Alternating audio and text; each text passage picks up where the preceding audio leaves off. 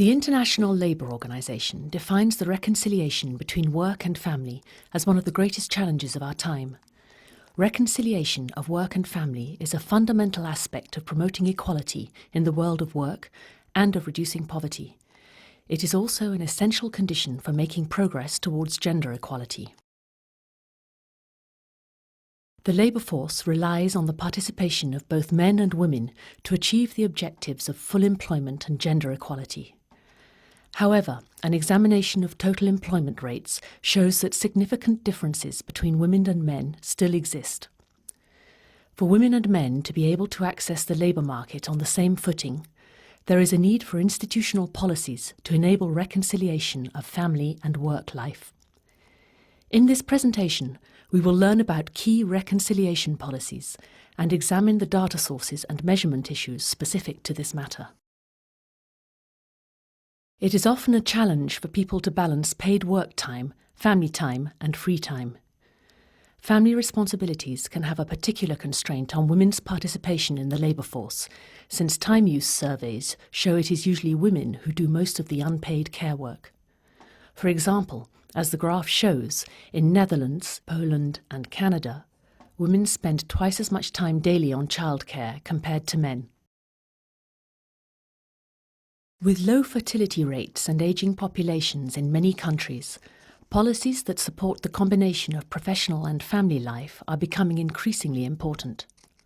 Some countries have implemented new family policies with an emphasis on parental employment rates. They can be designed with the aim of supporting women in overcoming the obstacles to full participation in the labour market in comparison to their male counterparts. These policies relate to childcare facilities, leave entitlements, flexible working arrangements, and financial allowances. The extent and form of women's participation in the workforce is often linked to whether they have small children or other people requiring care in their households.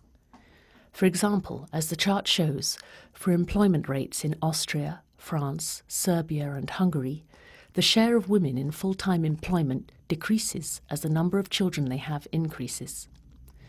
However, an increase in the number of children has little effect on the employment rate of male parents. As care responsibilities often constitute an obstacle to women participating in full-time employment, the provision of childcare services is very important.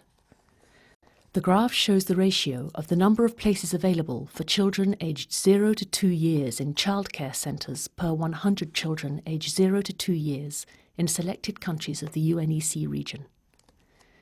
The overall availability of childcare facilities for young children is low, with significant variation between countries. The impact that childcare services have on labour supply also depends on the existence of mechanisms such as leave entitlements and flexible working arrangements. Considering data on childcare facilities in isolation does not tell us much about the extent to which the demand is being met, nor does it enable us to draw conclusions as to how women balance their work and family life. For example, in Finland there is a relatively small proportion of childcare facilities for young children, but there are policies to encourage alternative ways of looking after young children, such as parental leave. Each Finnish family is entitled to 26 weeks of parental leave after maternity leave and, in addition, to paid home care leave until the youngest child is 3 years old or enters the public childcare system. Leave entitlements, such as maternity and parental leave, play a key role in influencing employment rates of women. The effectiveness of leave policies depends on a range of factors such as level of payment, length of leave, and flexibility in using the leave and the labour market sector in which they are employed. Allowing women to have long periods of leave may have unintended consequences. For example, if mothers take long periods of leave while fathers assume the role of breadwinners, it might reinforce women's second earner status and reduce job progression. However, too short a period of leave does not guarantee that women will enter the labour force immediately after the leave is over, since they might find it hard to leave a very small child at home unless favourable childcare provisions are guaranteed. Another aspect that is often missing in leave policies is equal opportunities for women and men. If it is mainly women who take long parental leave periods, then this might strengthen stereotypical assumptions about men and women's domestic responsibilities, and might fuel discrimination against the recruitment and promotion of women. Gender inequality in leave entitlements can be corrected through a range of institutional arrangements, such as adopting policies on paid paternity leave, use of parental leave on a part-time basis by both women and men, the ability to use blocks of leave rather than take leave in a continuous period, and the right to defer leave and the right to reduce working hours. Flexible working time arrangements should also be considered as part of reconciliation policies. Flexible arrangements may include the following possibilities: part-time work, job sharing, flexibility in working hours or flexi-time, and compressed working week or annualized hours. This graph shows the share of women and men in part and full-time employment for France, Germany, Italy, and Spain. The percentage of women in part-time work is around 80% compared to 20% for men in the same category. Only 40% of all full-time workers are women and 60% are men. The availability of part-time work provides flexibility in balancing work and family life. However, availability of part-time work does not necessarily mean that couples are able to totally balance their family and work life as they wish. Compared to full-time workers, part-timers may have lower status and may not be entitled to the same occupational pensions and other benefits such as access to training. If national legislation does not provide the right to request conversion of part-time employment to full-time employment, it might increase employers' bargaining power and exclude employees who are only available for part-time work from the labour market. Financial allowances are another dimension of reconciliation policies. They include family allowances and financial payments on the occasion of a child's birth. Child-related tax allowances exist in most countries, but the policies vary.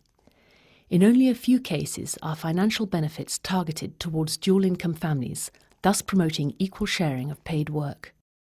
In the Netherlands, for example, tax allowance is paid to parents if both earn a certain amount of money from activities outside their household, and if their child is younger than 12 years of age. Statistical offices often find it challenging to identify methodological instruments to measure the reconciliation of work and family life. Nevertheless, there are a number of data sources which are useful.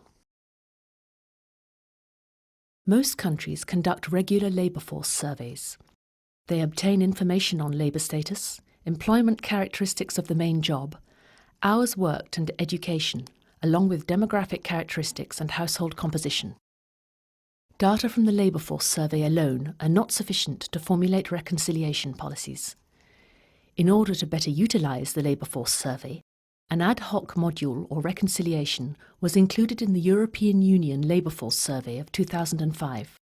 The module aimed at establishing how far persons participate in the labour force as they would wish, and where they are unable to do so, whether the reasons are connected to a lack of suitable care services for children and dependent persons, analysing the degree of flexibility offered at work in terms of reconciliation with family life, and leave provisions. The module covered childcare and other care responsibilities, use of parental leave, and the reasons for working or not working. The Survey on Income and Living Conditions, the SILC, is a survey of the European Union which is designed to complement the EU Labour Force Survey. EU SILC includes questions on employment, hours worked, types of contracts, reasons part-timers are not in full-time employment, and reasons for changing a job.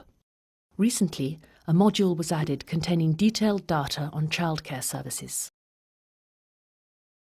Time use surveys collect information on how people allocate their time among different types of activities and provide a detailed picture of people's daily lives. Time use surveys represent a useful source of information on how women and men divide their time between paid work, housework, study, personal care, family tasks, and leisure activities. In showing the different patterns of time allocation associated with gender, Time-use surveys highlight roles and conditions of women and men in family and social life. Time-use surveys are often considered as a superior source to the labour force questionnaires, since they allow work to be contextualised within a 24-hour framework and provide an estimation of hours actually dedicated to an activity. Data from time-use surveys may enable a better understanding of the impact of unpaid work on women's participation rates. For the purposes of assessment and comparability of current reconciliation policies, it's important to adopt a common set of indicators that measure progress. It is unclear, however, which indicators are the most appropriate to evaluate national welfare policies. Even so, there is a set of indicators on which statistics are usually available. For example, since parenthood has a strong impact on women's participation rates in the labour force, it would be a good idea to measure the impact of parenthood on employment rates, an absolute difference in employment rates of men and women of the age group 20 to 49 without the presence of any children and with the presence of a child in the age category of 0 to 6. The data for this indicator are provided in the labour force surveys. Also, the following indicators may capture the progress of the reconciliation policies: impact of marital status on the employment rates by sex, number of available places at preschools and daycare centres, length of leave weighted by the level of payment, share of employees working fewer hours because of care of children or other dependents, time spent on domestic work by sex, time spent on free time activities by sex. There are a number of quality indicators on which statistics are not available. For example, the data usually allow us to measure only quantity of childcare services, not quality.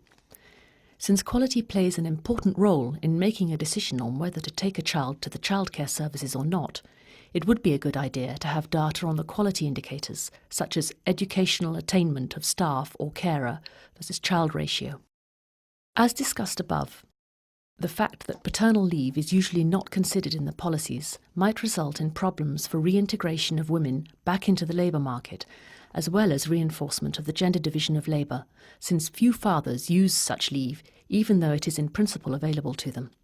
Indicators that will measure gender dimension in using their parental leave take-up by fathers and mothers represent the take-up rate by men as well as by women, for which data are usually missing. Reconciliation of work and family is an important issue. Available information indicates that there is more to do. Better utilisation of existing data sources could go a long way to help policymakers better understand the problems.